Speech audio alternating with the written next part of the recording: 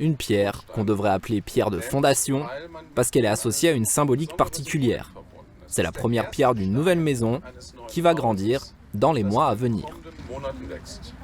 La construction de la première crèche franco-allemande a débuté. Vendredi dernier, tous les élus étaient réunis pour le lancement officiel du projet. Un projet d'envergure qui va permettre de mettre en avant l'apprentissage franco-allemand dès le plus jeune âge. 33 enfants de moins de 3 ans vont être accueillis, dont 11 de la communauté d'agglomération de Sarreguemines-Confluence. Et le verdict est tombé le 1er janvier. L'établissement de santé de Bitche a été labellisé hôpital de proximité. Une décision prise par l'Agence régionale de santé du Grand Est. Une reconnaissance avec un double objectif. L'hôpital s'engage à maintenir les activités mises en place et à les développer. À Bitche, on retrouve un centre de soins non programmé, une antenne du SMUR, mais aussi des consultations en cardiologie ou pneumologie par exemple. Allez, accompagne bien l'encolure. Voilà, c'est bien. Souffle dans tes poignets, souffle dans tes épaules. Bien. Être coaché par Alexandra Lederman, plusieurs cavaliers du secteur ont eu ce privilège le temps d'un week-end. Première femme championne d'Europe en saut d'obstacle en 1999, médaillée olympique, la cavalière normande est aussi connue par la franchise de jeux vidéo qui porte son nom.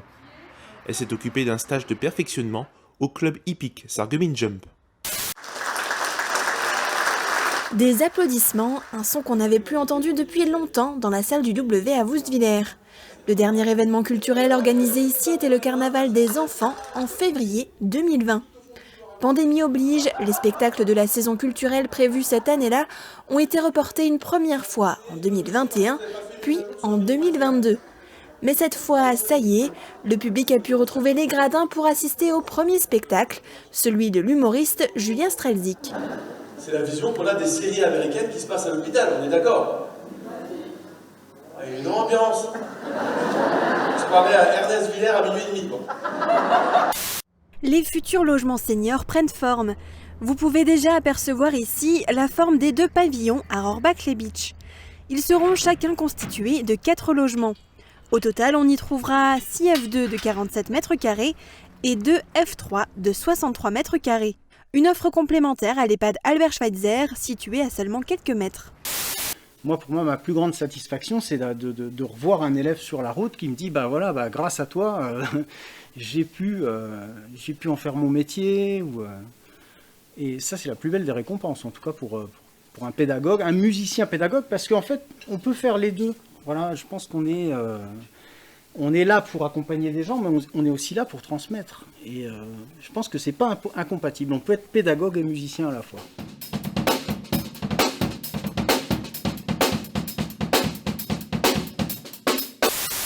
Le samedi, le stage est réservé aux hauts gradés, ceinture rouge ou noire. Les pratiquants sont venus de différents clubs de toute la France et même de l'étranger. 8e dan de la discipline, maître Lee Kang-jong est lui-même encore à l'entraînement pour continuer à progresser. S'il est attaché aux traditions, il cherche à s'adapter à son époque en faisant évoluer sa pratique. Il met un accent sur le réalisme avec pour objectif de base la self-défense. Ensuite, leg. Ok. Pas tourner, juste. À l'approche de la clôture des dossiers, plusieurs établissements organisent des portes ouvertes afin de faire découvrir aux futurs étudiants et aux parents le fonctionnement de l'école. Cette année, l'IUT de Forbach voit son mode de fonctionnement bouleversé par une réforme rallongeant d'1 an le cursus de ses élèves. Les portes ouvertes du 5 février visent également à informer les spécificités de cette nouveauté. Donc cette formation en 3 ans, elle est destinée à former des techniciens supérieurs ou qui peuvent être également cadres moyens dans le domaine des matériaux. Leur donnant un classement représentatif de leur niveau, révélant ainsi la beauté de leur jeu ou leurs défauts. Le championnat de Moselle de tir est individuel.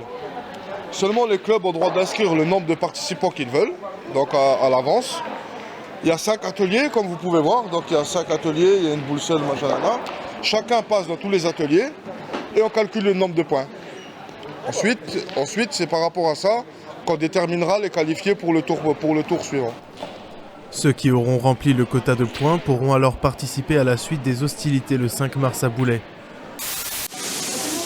Du mois d'octobre au mois de mars, lorsque la nuit tombe plus tôt, Les lumières de l'espace bien-être de l'Aquaglisse s'éteignent elles aussi de 18h à 23h20 et laissent place à la soirée zen uniquement éclairée à la bougie pour une ambiance calme et tamisée. Et pour ceux à qui la lumière du jour manquerait trop, direction la salle de luminothérapie et d'aromathérapie.